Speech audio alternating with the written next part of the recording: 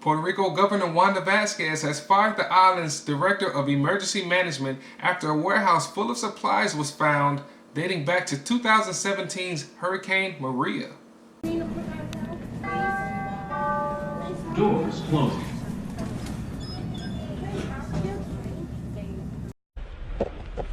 Vamos a ver de nuevo para los que no vieron. Pampers. Miren cómo están los Pampers ahí, mírenlo. 6, 4 meses. Mírenlo ahí. Miren, comida de bebé. Ensure. Todo. Vamos a seguir mirando aquí, miren. Party. Más Pampers, miren.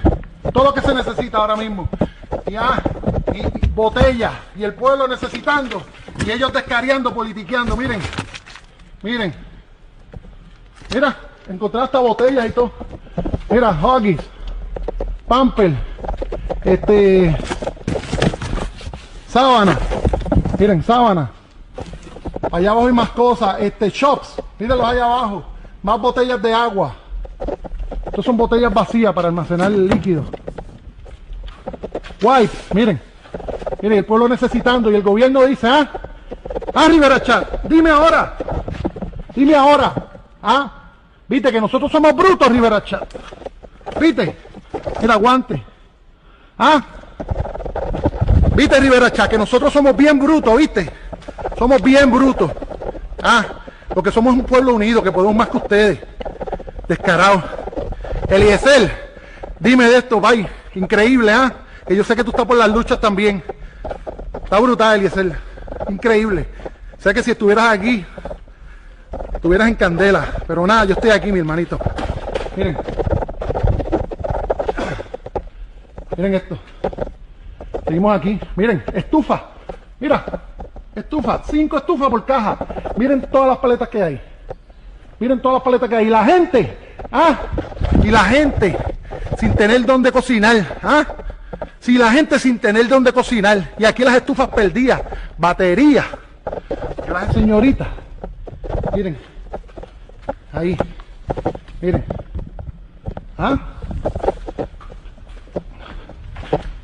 Miren. Miren esto. Radio.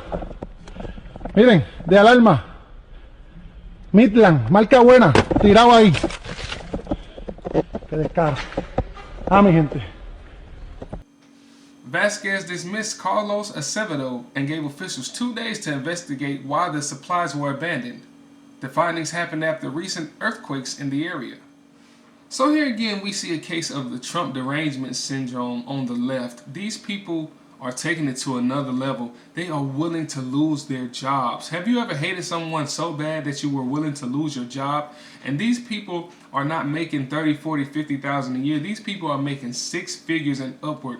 And they all willing to sacrifice the food in their children's mouths and the bills getting paid at home because they hate our president so bad. Now, either they hate the president this bad or they really, really are this hungry for power. They think that they know better than the American people. They think that they can just supplant a duly elected president.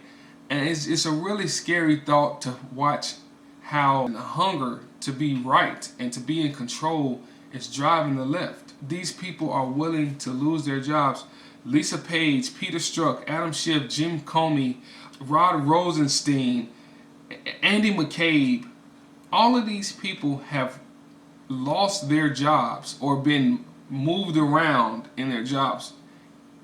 And they have essentially risked their income, their livelihoods, everything they work for. A lot of these positions, these governmental positions, these people have strived to attain for decades, and they just throw it all away because there's some big orange guy in the White House. It's scary. And again, they just think they know better than us. It's either that or they just blind with hatred. And it's just amazing to see the type of drive that these people have just to be right, just to be in charge, just to be in control. And on the same side of the coin, it's scary because, you know, if you're just a middle class, blue collar family, then you are the people that they're directing these attacks towards, because they're attacking our president. But they doing it so they can get to us. They want our money. They want our rights taken away. They want our guns. And so it's just scary, man. You know, you work for something so long. You put all of this time in. You know, all of these different academics that you have to go through, and then you just throw it all away because you didn't like the way that the election turned out. Again, there were diapers, medicine, water, food, just thousands upon thousands of supplies being stored in this warehouse to hide it from people who need it. Now, mind you, 3,000 people died as a result. If you remember, back in 2018, the media had reported that Donald Trump was very slow in getting relief to Puerto Rico after the hurricane. And then weeks later, we find thousands of gallons of water hid, stored away, I think on an airstrip. Well, this all started actually yesterday, Wolf, when a member of the local law enforcement posted a picture on social media out of frustration saying, "Can you believe this?"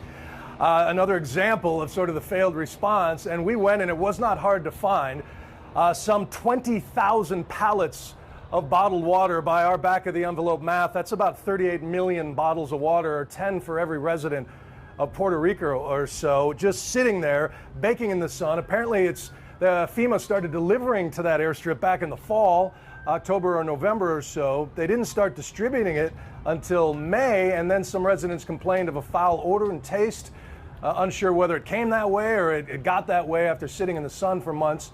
And it's just crazy. The behavior pattern of the left just continues to follow them. And they said by the time that they found this warehouse, rats and other pests had already dug into the supplies, and it was just tainted. I just want to reiterate the number of people that died during this hurricane. 3,000 people.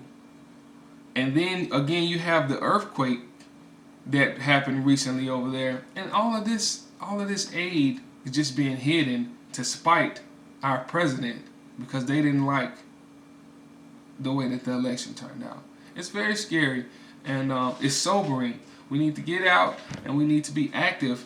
Apply pressure to these people is what we need to do, and let them know that we won't stand for this type of activity. And it's just a sad thing to watch the people of Puerto Rico, and then there's other places as well that's doing the same type of activity, and they are holding people's lives in the balance.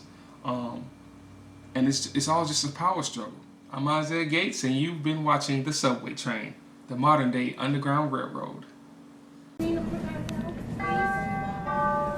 Doors closing.